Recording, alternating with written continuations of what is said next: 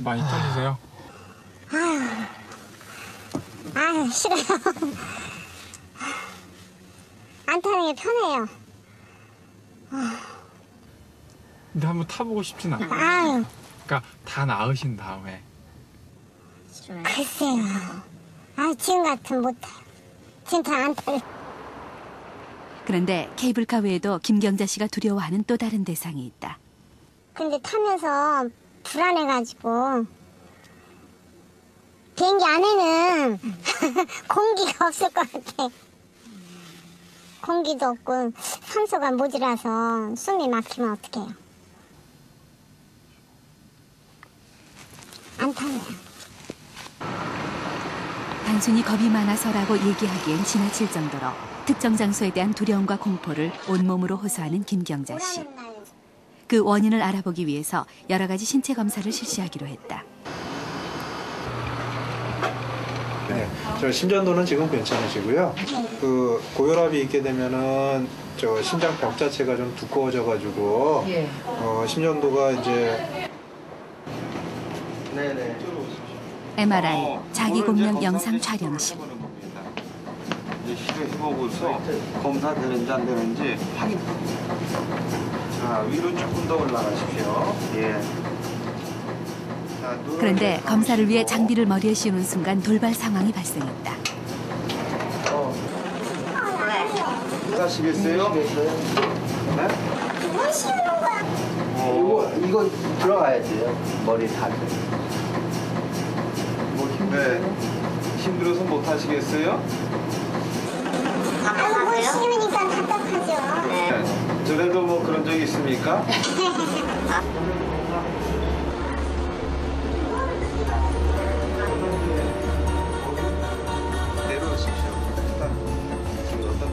갑작스런 김경자 씨의 반응은 MRI 검사를 더 이상 진행할 수 없었다.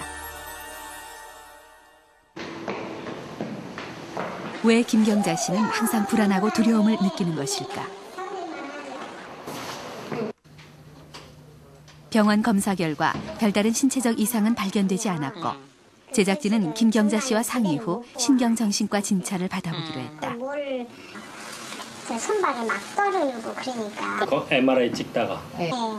아니, 찍기 전에. 이미. 찍기 전에 내시경 찍으려고 하는데 그게 막 그런 거 같지는 않아요. 그런 건 없죠. 네. 중간에 이렇게 갇혀서 가지도 오지도 못하게 될까봐 두려우신 거예요? 그래. 공황이 일어날까봐. 그래 이제 죽을까봐. 죽을까봐. 네. 결국엔 그걸 두려워하시네. 공황장애보다는 광장공포 증상이 더 심한 상태예요. 무슨 얘기냐면 광장공포증이란 건 내가 가고 싶은 어떤 상황이나 장소 이런 걸 자꾸 피하는 걸 광장공포증이라고 해요. 그렇다면 공황장애와 광장공포증은 왜 일어나는 것일까? 불안이나 공포를 느끼는 뇌 부위가 유전적으로 취약한 사람이 지속적인 스트레스를 받으면 공황을 경험하게 되고 이것이 공황장애로까지 이어진다. 중요한 것은 공황장애의 경우 상당수가 광장공포나 비행공포증 같은 다른 공포증으로 발전하기도 한다는 것이다. 공황장애 환자분의 약 2분의 1이나 3분의 2 정도가 임소공포증을 가지고 계십니다. 동반한다고 할 수 있죠. 네. 공황장애가 있더라도 임소공포증이 전혀 없는 분도 있고요. 또 임소공포증만 있고 공황장애는 없는 분도 있습니다. 그래서 단 공황장애와 임소공포증은 동반되는 경우가 굉장히 많이 있고요.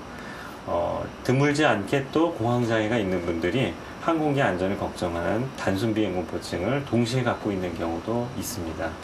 사실은 그렇게 보면 살인 미소 아니십니까? 하회탈 같은 편안한 웃음으로 많은 사랑을 받아온 개그맨 남희석 씨. 지난 8월 남희석 씨는 비행기 안에서 이유를 알 수 없는 엄청난 공포를 경험했다. 갑자기 그 문이 2개가 이렇게 들어오는 문이 있는데 그 문 중에 하나 브릿지라고 하는 그 다리가 떨어졌어요. 이렇게 사람이 이제 비행기 떠나면서 그걸 보는데 갑자기 난 답답하다. 나는 앞으로 12시간, 13시간을 이 비행기 안에서 있어야 한다. 근데 너무 답답하고 몸이 이상하네? 어떻게 이상한지도 느끼지를 못하겠어요. 그러니까 나는 여기서 안 나가면 너무 답답해질 것 같고 못 견딜 것 같고 도저히 여기서 뭐 숨도 못 쉬겠고 근데 이게 지금 제가 너무 싱글싱글 웃으면서 말씀드려서 그렇지 죽느냐 사느냐의 기로까지 가봐요. 여기에 진짜 무슨 뭐 총이 있으면 자살할지도 몰라까지도 갈 수 있는 상황이 생겨요. 참 좋아지던 수백 번씩 타고 내리기를 반복했던 비행기. 그런데 어느 날 갑자기 비행기에서 맞닥뜨린 죽을 것 같은 공포와 답답함. 전형적인 단순 비행 공포증이었다. 상대방에 대해서 좀 이해.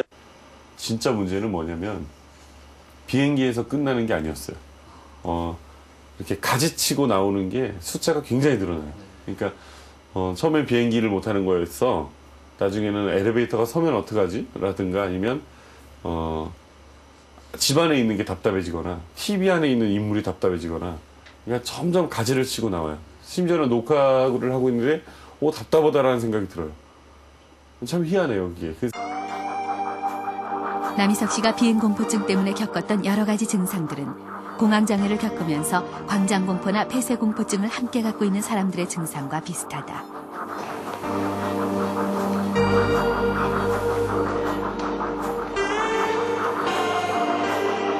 이런 공포증을 가진 사람들의 경우 지하철이 밀폐된 공간이라는 것, 그리고 혹시나 이곳에서 공황 발작이 다시 오면 어떡하나 하는 불안감 때문에 고통스러워한다.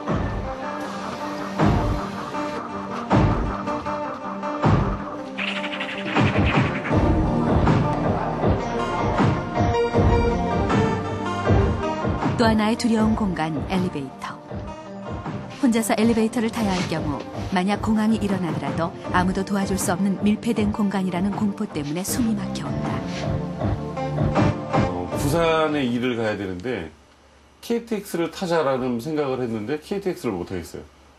KTX도 마찬가지로 문이 다 닫혀 있어서 안 되겠네라는 생각이 드니까 그 기차도 못 타는 거예요. 그 엘리베이터를 못 타서 19층으로 올라다니는 분이 있었고 터널을 못 들어가서 뭐 1시간가량을 돌아서 집에 가는 분이 있었고. 미국 성인의 약 1.7%, 무려 240만 명 정도가 공황장애 환자. 우리나라도 비슷한 수준으로 전문가들은 추산하고 있다. 더 이상 공황장애는 극소수의 사람만이 앓고 있는 특별한 병이 아닌 것이다. 그렇다면 실제로 우리는 공황을 경험해 본 적이 있을까? 공황장애로부터는 얼마나 안전한 것일까? 건강 프로그램 방청객을 대상으로 공황 자가 진단을 실시했다. 공황 자가 진단 설문지는 모두 13문항. 공황의 대표적인 신체 증상 11가지와 심리적인 증상 2가지를 묻는 질문이다. 만약 신체 증상 중 3가지와 심리 증상 중 1가지 이상을 동시에 겪은 적이 있다면 공황을 경험한 적이 있다고 할 수 있다.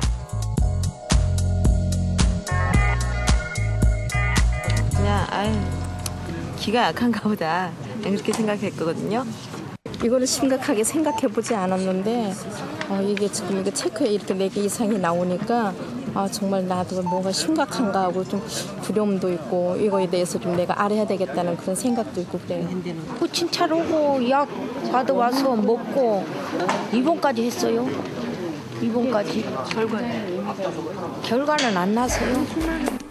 진단 결과 66명이 4개 이상을 체크, 공황을 경험했던 것으로 나타났다. 공황이란 증상을 경험했다고 모두가 다 공황장애 환자인 건 아닙니다. 그런 면에서 이번 결과에서 16%가 공황을 한번 경험했다 하는 그런 결과인 거죠.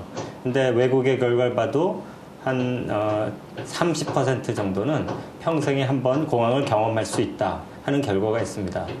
그러면 그 공황을 경험한 환자들이 다 공황장애로 발전하는 것은 아니고요.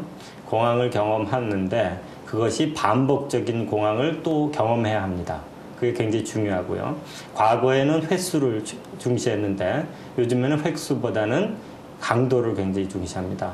반복되는 공황이 기껏 한 2번이나 3번이라도 그 강도가 엄청나게 강하다면 그 다음부터는 이제 예기불안이라는 걸 경험합니다.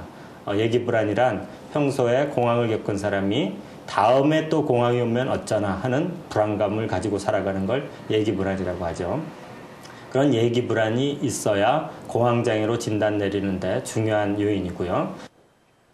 미국의 국립정신보건연구원 홈페이지입니다. 인구의 약 1.5에서 3%